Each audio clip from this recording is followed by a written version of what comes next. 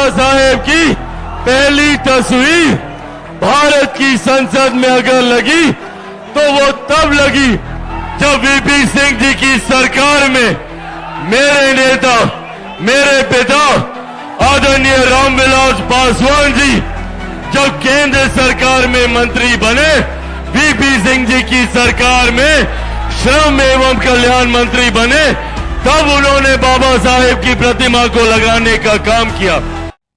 बिहार की राजनीति में हर दिन कुछ ना कुछ नया देखने को मिल रहा है। चिराग पासवान के सक्रिय होने के बाद बिहार की राजनीति में सियासी हलचल काफी तेजी से बढ़ गई है।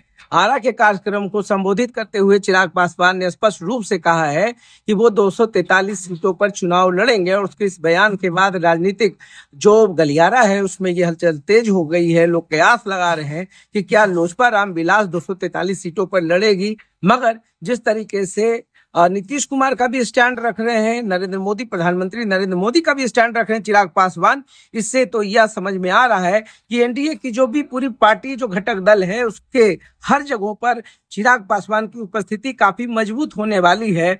बिहार फर्स्ट और बिहारी फर्स्ट और बिहार से नहीं, बिहार के लिए चुनाव लड़ेंगे।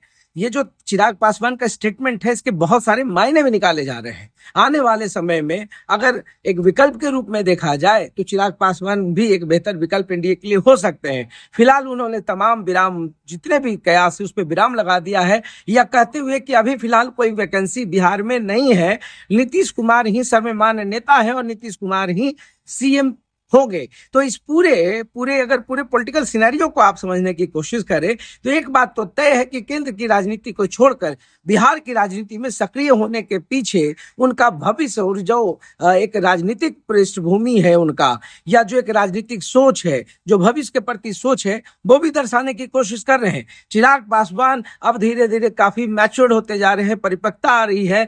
रामविलास पासवान के पुत्र हैं और उनकी पार्टी ने जो है उनका स्ट्राइक रेट काफी बेहतर ढंग से लोकसभा चुनाव में भी दिखा दिया है। तो ऐसे में जो वोट बैंक है, खास करके ओबीसी और ईबीसी, वो एक समान सीट तक सीमित होकर नहीं रहना चाहते हैं। वो नहीं चाहते हैं कि जो रिजर्व सीट है वहीं से उनकी पार्टी का कोई भी मेंबर चुनाव लड़े। हालांकि जो सीट शेयरिंग होगा, जो फॉर्मूला होगा, वो उनको भी पता है कि एनडीए में जब बैठक होगी, जब सीटों का बंटवारा होगा, तो जदयू को कितना मिलने वाली है, बीजेपी को कितना मिलेगा, इधर सब कुछ देखना। उपेंद्र कुशवाहा के थोड़े से तेवर तल्ख चल रहे हैं, मगर खैर अभी फिलहाल वो एनडीए में है, तो सभी पार्टियों का भविष्य क्या होगा वो भी तय होगा। इधर अगर गलती से मुकेश सहनी की एंट्री हो जाती है तो पार्टी में असहज होने की स्थिति बन सकती है, मगर अभी तक जो है सहनी की तरफ से कोई भी बात क्लियर नहीं है।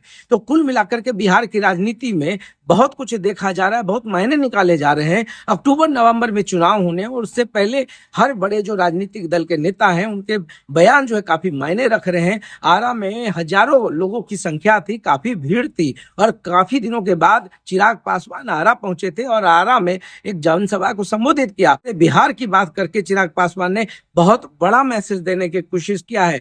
जो ये स्टैंड है, बहुत संदेश देने की कोशिश कर रहा है। एनडीए के साथ है, मजबूती से खड़े रहेंगे, कभी रहे कि जहां जहां पर एनडीए के उम्मीदवार होंगे चिराग पासवान वहां पर होगा। इसका अर्थ स्पष्ट है कि अब चिराग पासवान एनडीए के साथ, चूंकि वो सबसे ज्यादा अगर किसी को एडमायर करते हैं तो प्रधानमंत्री नरेंद्र मोदी को, तो ऐसे में बिहार की राजनीति में बहुत सारी चीजों को देखना अभी बाकी है। तो देखते रहिए साथ। बहुत बहुत धन्यवाद।